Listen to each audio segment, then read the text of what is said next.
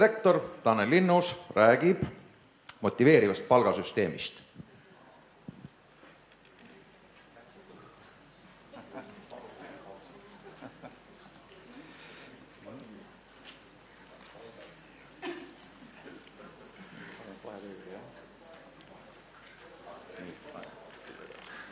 Tere, head kolleegid ja sõbrad! Kui me siin meeldival lõunavaheajal rääkisime, siis minul lauakaaslased ütlesid, et see on huvitav teema, millest ma nüüd pärast rääkima hakkan, arvestades täna kõlavaid sõnu ja meeldivaid teateid, kuidas me tulevikus helgelt elama hakkame.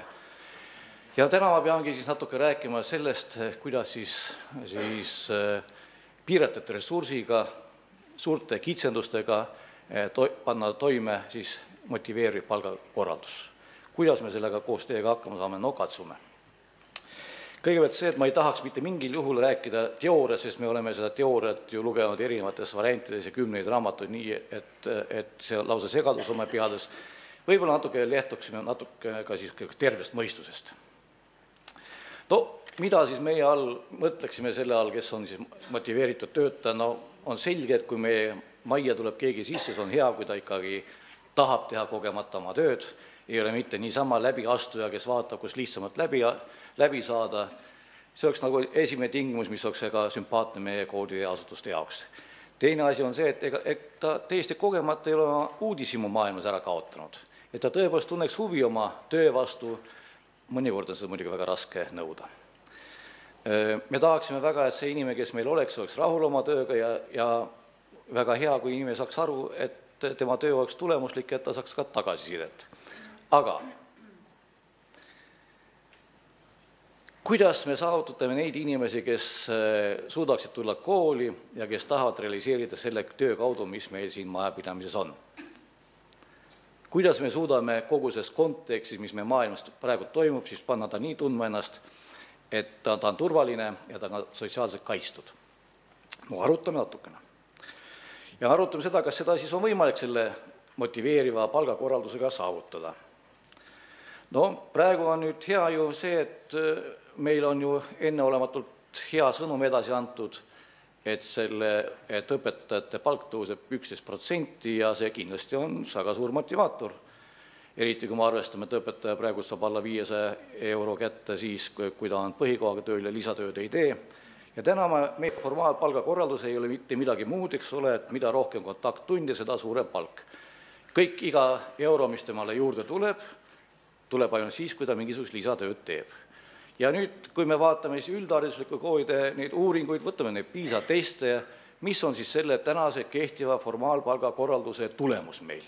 Ja noh, need tulemused on siin siis teile ilusti ja kenasti ette kirjutatud ja me näeme, et kõikide aluseks on meil need samad õppekavad ja on täiesti selge, et neid on suurepärased spetsialistid ju kirjutanud ja veelgi suurepärasemad spetsialistid ilmselt annavad siis aru oma koolis oma õpilastele täie rinnaga.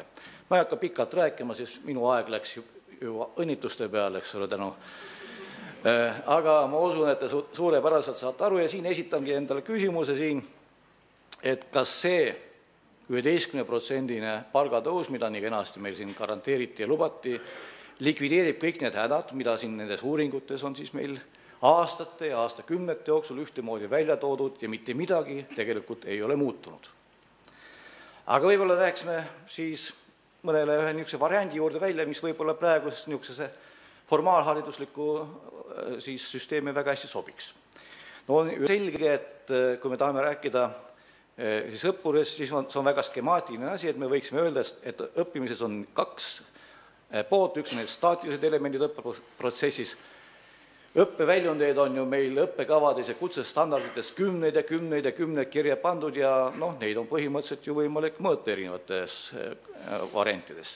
Ja samal ajal on olemas siis dünaamilised elemendid õppeprotsessis, kus on see õppeväljundite omandamistase ja loomulikult on see, kuidas siis on õppuri siis rahul sellega, kuidas neid õpetatakse. Vaat see on juba professionaalse õpetaja küsimus, kuidas sa sellest 10% ajust, mille tegevust me juba teame, panna toime niisugused protsessid, et ta natukene areneb. Ja noh, siis ongi, et kas on võimalik näiteks niisugust motiveerivat palgakorraldust teha? nagu me siin natuke ühe näitena pakuksime välja.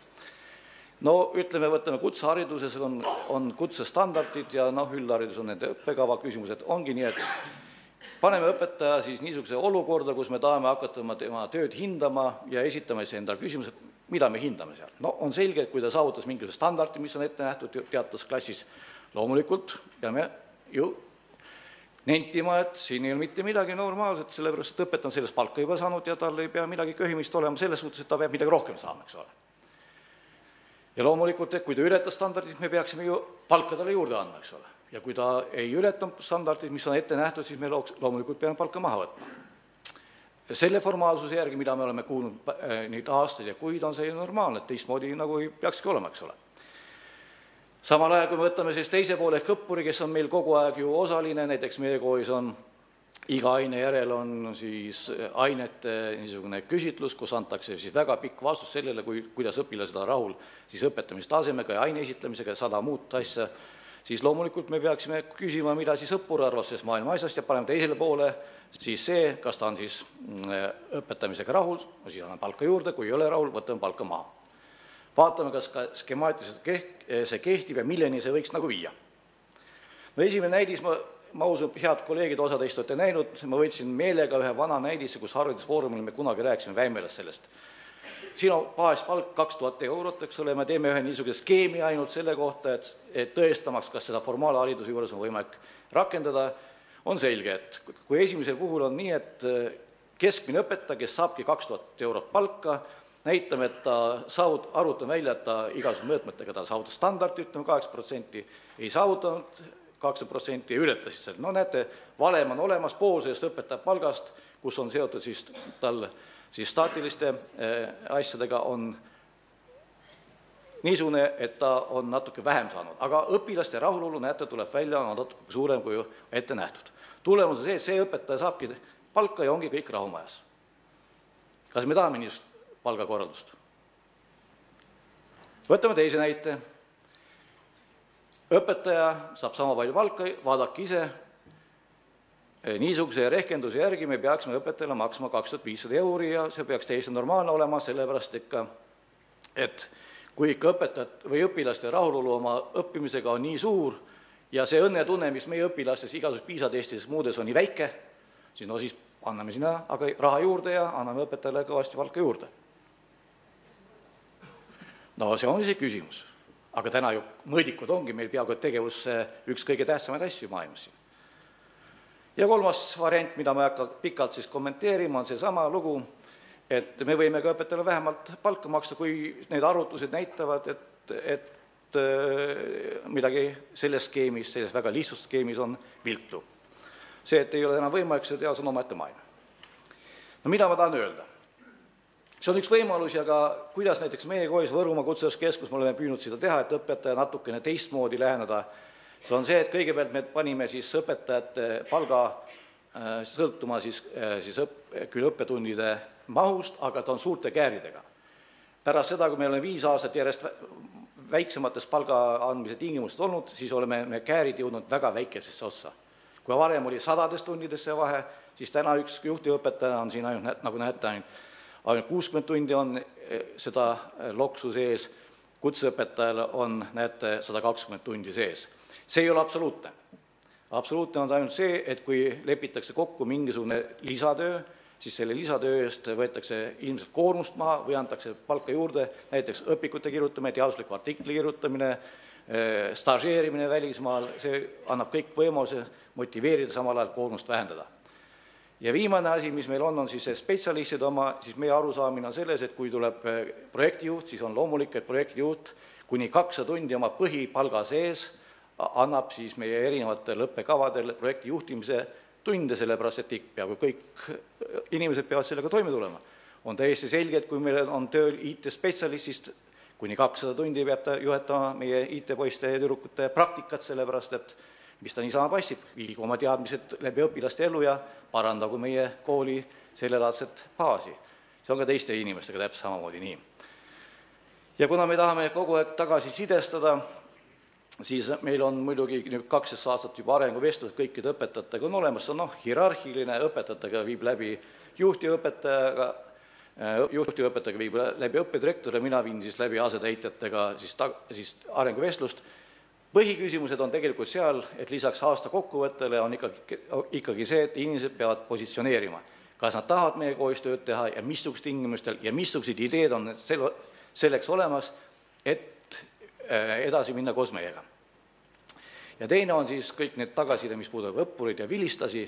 Me teeme siis igal aastal, teeme detsembrikuus viimase aasta vilistaste kohta ankeedi, mille me saadame minu allkirjaga jõulutervitustega ära ja saame siis tagasiside kas elektrooniliselt, mis on meie koduleheküljel täidetakse, või siis kirjalikult. Tavaliselt vastab meil siin üle 60% vilistas vastab ja sealt teeme oma kokkuvõtteid, mitte ainult siis nende rahulolu kohta meie kooli kohta, vaid ka saame andmeid selle kohta, missugune nende palk, missugune, kas nad töötavad oma erialal ja nii edasi, hästi pikk asi. Ja siit jõuame selleni, et see tunnustamise küsimus. Nii palju, kui mina koolijuht on olnud ja seda on päris mitu aastakümmet, ma ei ole midagi muud kuulnud, kui tunnustame. Öeldakse, et on vaja muudkui tunnustamissüsteemi teha. Ma olen kindlasti lugenud 10 neid, mis koolides on, aga ma pean tunnistama, et ega seda korralikku tunnustussüsteemi ikkagi ei ole küll. Kui me igal aastal anname välja, ütleme seal, tunnustame oma õpetajaid Eesti Vabariigi aastapäeva puhul, siis 4 aasta pärast on kõik õpetajad ära tunnustatud ja see tundub rutiinina juba. Siis oleme me võtnud nii kaugele, et meil on Liivimaa kutseõppeasutuse võrgustik, kus me õpetajate päeval siis suudame enda kõigist oma 11 kutseõppeasutust välja valida parimad, kes saavad siis meil ühisel õpetajate päeva pidamisel siis ministri tänukirja. Ja kui me hakkame juurde panema kõik need muud asjad, siis ongi nii, et mõne aastaga ammenduvad, kõik parimad õpetajad on saanud täistunnustuse kätte ja sama asja neile anda tegelikult on kaunis motiveerimatu, ütleks nii. Väga raske on seda teha.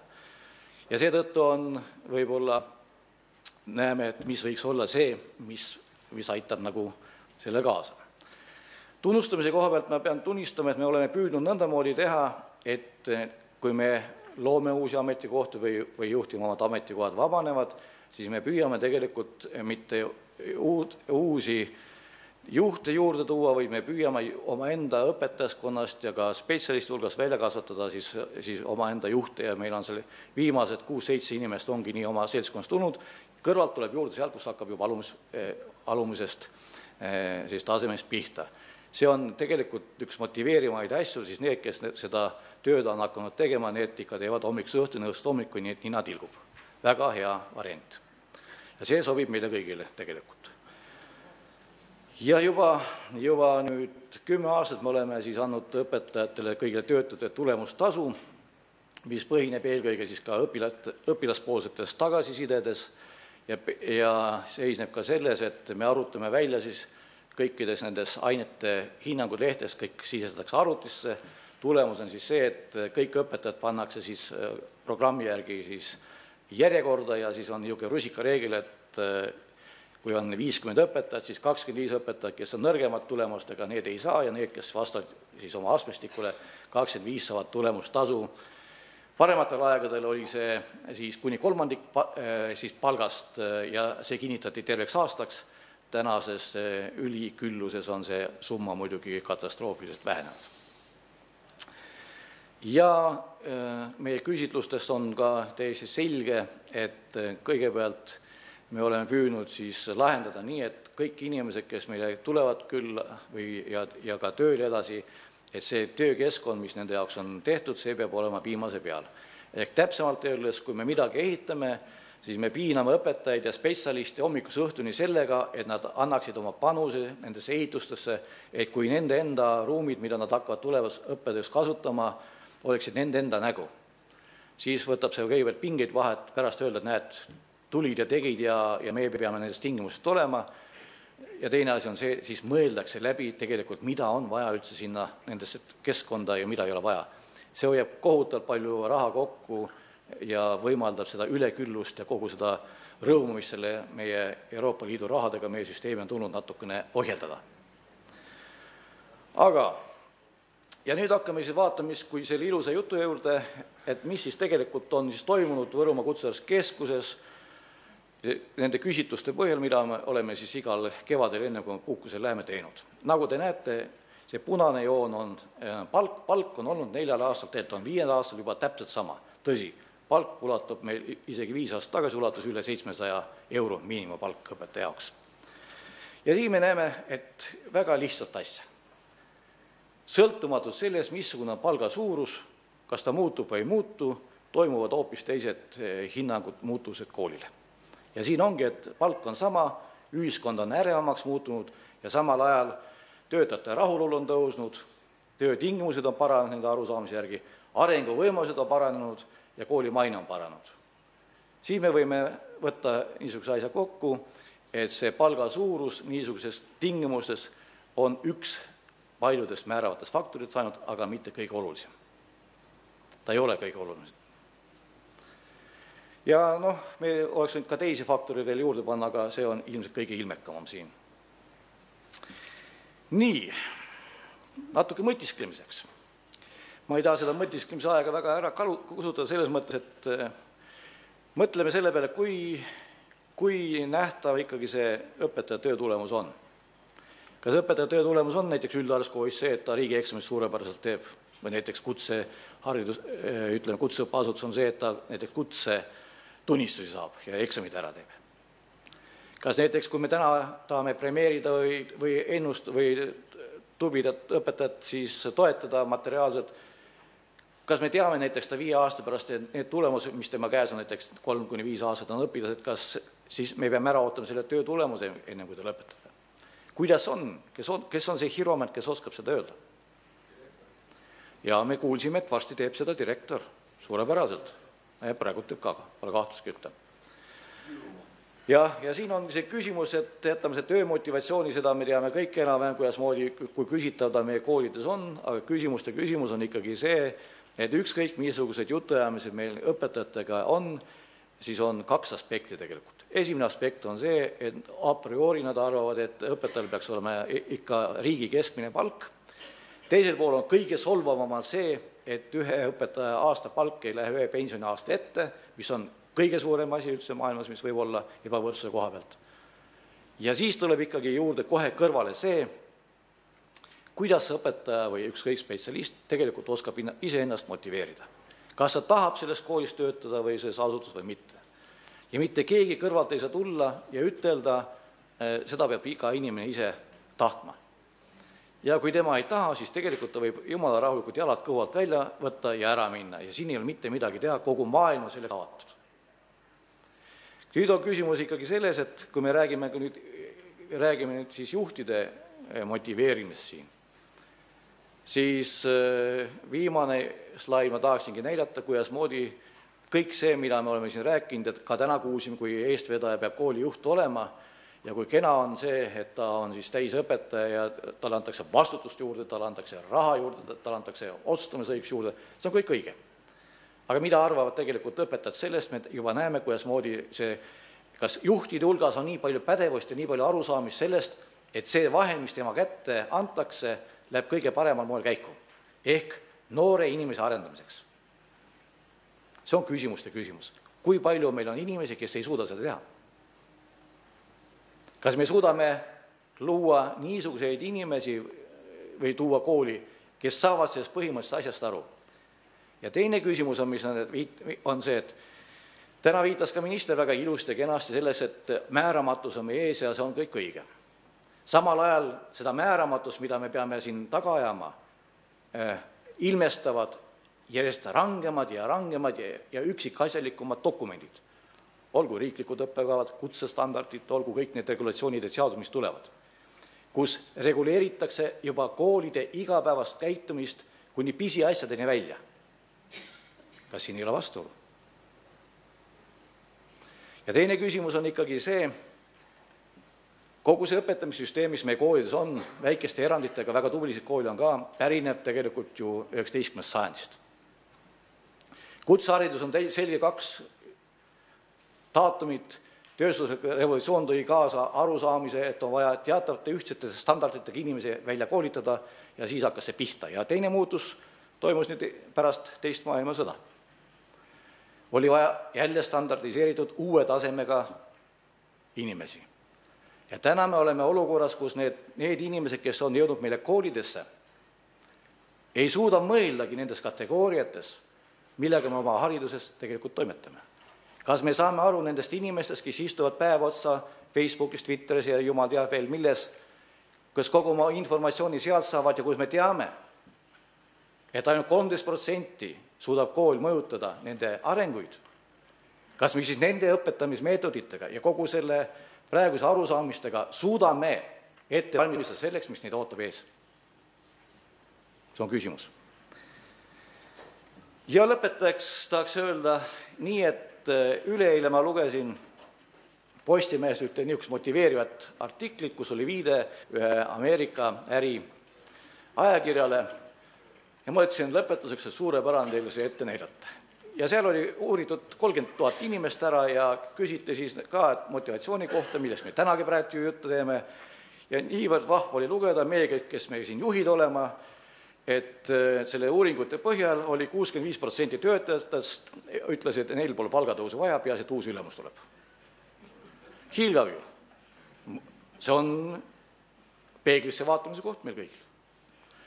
Ja kõige hullem on see, et 3/4 arvas, et ülemus on kõige hullem elukas üldse maailmas. Stress tuleb sealt ju. Ja kui hakkasime siis sealt vaatama, mis need 5 põhjust oli, miks see nõndamoodi siis maailmas oli, siis see uuring tõi välja, et juhid ei suuda mitte kuidagi töötajaid inspireerida, nad hoiavad oma taguotsast või ametikohast kinni, seetõttu sellepärast nad ei pea ometi andma rohelist teed mitte hiilgavale mõistusele ja vahedale vastuhakkale, vaid keskpärane on ju kõige parem, nii mugav elada ju. Mõnus ju. Kujutage ette, nagu õpilane, mitte keegi ei tõsta kätte muud, muudki lähed uhad öö läbi. Kas või.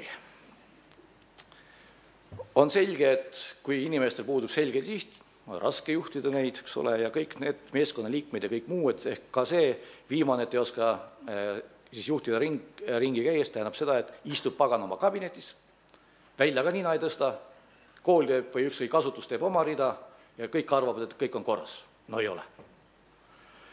Aga lõpp oli siin veel väga hea, mulle meeldis see, et lõppjäreldus oli selles nii, et kõik head juhid on õpetajad. Ehk kõik need, kes oskavad õpetada, ikkagi suudavad oma asjadega hakkama saada. Meie siin oleme ju professionaalid järelikult. Ja mis see lõppjäreldus oli, siis tõepoolest oli, et kõikide juhtide siis õpetamisoskused tõstavad alluvate töö tulemuslikust 67%. Mulle nii meeldis see tulemus. Ja ma tahangi öelda, et kui me tahame nüüd edasi minna nii, et see 11% palka ikka realiseeruks, võtame jalad kõvalt välja, vestleme inimestega, käime ringi, juhime ja õpetame neid nõndamoodi, et nad unustavad kõik selle ära, mis meie ümber on ja õpetavad hommikust õhtuni ja õhtust hommikuni. Tänan!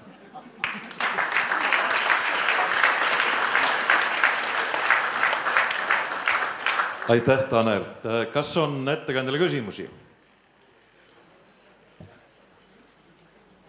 Ei ole. Kui Tanel õhtul magama läheb ja selle ülemise mehega dialoogi peab, siis ta lõpetab ikka sellega. Annaks jumal mulle tarku alluvaid. Ikka. See on üks hea juhi tunnus. Aitäh, Tanel! Võrumaa Kutsehariduskeskuse direktor. Nüüd, enne kui me edasi lähme, siis meil on väike tehniline